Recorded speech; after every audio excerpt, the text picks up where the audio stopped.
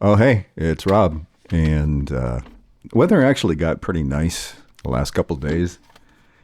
And I decided to go out and do a little bit of maintenance on the car. I filled up the tires and I had a check engine light, so I brought out the Auto Fix, brand new thing for me, and decided to go through and see what was going on. This is what's called a KOEO test, which is key on engine off. And it's the way that you test the DTCs, trouble codes.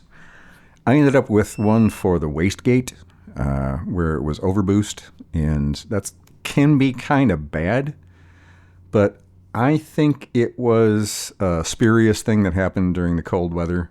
So I decided to clear it, and I'm keeping an eye on it to see if it comes up again. If it comes up again, I'm taking it into the service, because an overboost is a really, really bad thing to happen. So this is the board that I made for work. I split one of these down the middle so that I could fit the ESP32 board on here and still have all the pins.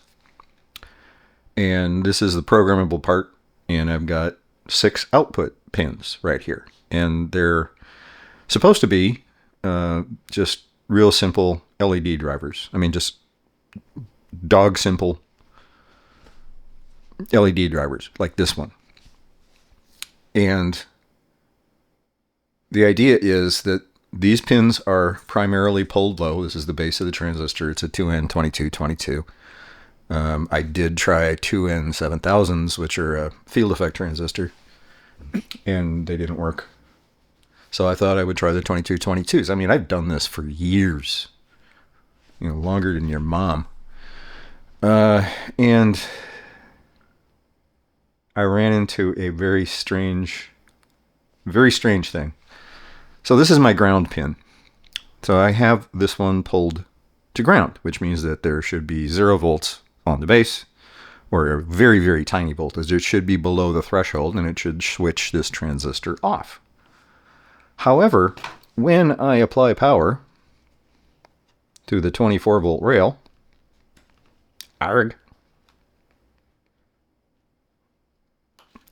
as you can see, this LED is on. That works for every single one of these. So why is this not working? This has worked forever. I mean, I don't understand why it's not working. So I'm going to try and do some diagnosis. First thing I want to do, I don't have a meter that's got a transistor tester built into it. I lost one in the fire. But this one is, it's just a regular straight ohm meter. So what I want to do is I want to check the DC resistance between the collector and emitter. And pretty sure, yeah, that's the emitter. And this is saying, okay, it's infinite, essentially. So with the power off, this looks like it is working fine. Huh, okay. So let's power it back up, and I'll switch over to voltage.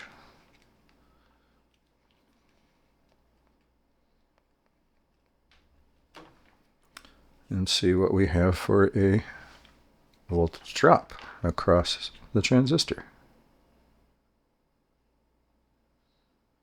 Pretty much 0 volts. What?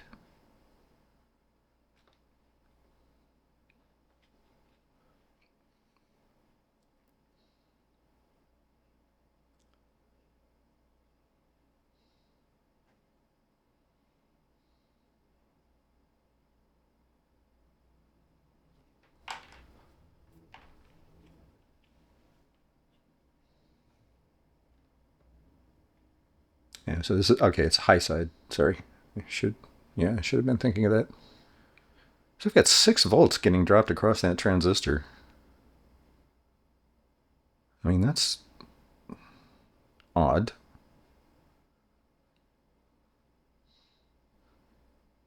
should be dropping.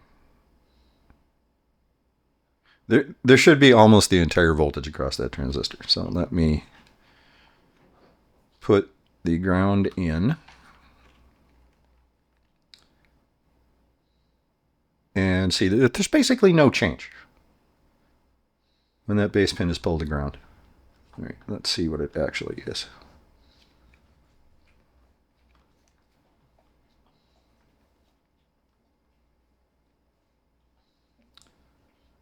.6. Is that enough above the threshold to turn it on?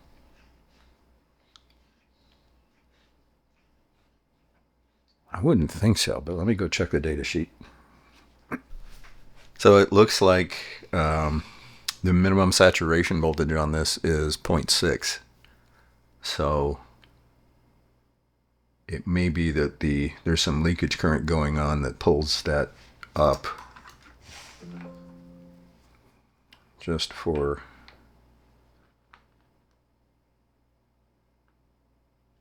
pickles and snacks.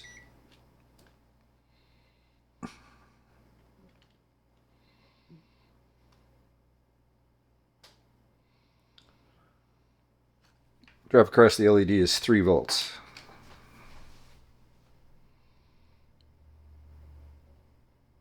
That seems high. But that's, I mean, it's going to self-regulate to that, I believe. I don't know. This is throwing me for a loop. Huh.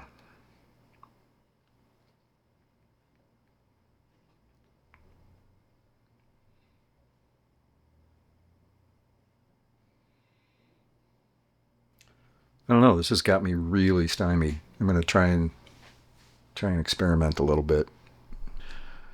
Well, I went through and found out that I did have some wrong resistor values in there, so I replaced them. These are 1K, and they're this is the base current limiting resistor, and 1K is perfectly reasonable for this. And then I've got 3K resistors for the high side feed to the LEDs, and that comes out, it knocks the current down. I think the total current right now is 340 milliamps with all 6 of these on, so that's well within the range of the LEDs. But it still doesn't work. I tried replacing the transistors, thinking maybe I fried them. Nope, it's still fine. Everything's good.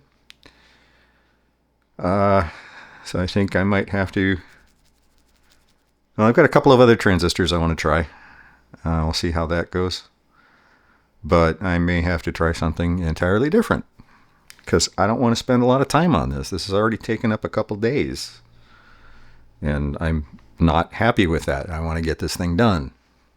Well, I went back to the 2N7000s, and I'm pulling them low. This is a 470K resistor here to the 1K, and now I'm driving that juncture with a 3.3 volt signal from the ESP32. And it's working. It's working for all of them. I am happy. I can continue with this now. So, yay! That's one more thing done. Well, done-ish. This actually is just the display part that I've got the LEDs in. These will eventually be hooked to, well, they're driving opto-isolators on the board, so it's basically driving another LED. But, yeah, it works. So, I'm not totally insane. I still don't know why the 2222's not working. That was just uncomfortable. But that base voltage was getting up into the saturation range. So, I don't know if there's some leakage going on there that I just didn't anticipate or not, but I'd rather have the MOSFETs anyway. I think they're better drivers for this kind of thing. But it's working. So yay me. I'll try and get this done at some point. Probably I'm not going to get it finished by the time the video has to come out. So yeah, it's kind of a thing. But hey, I got something done. I actually did a thing. It's kind of a cool thing. All right. see you guys next week. Hopefully. Yeah. Accomplishments.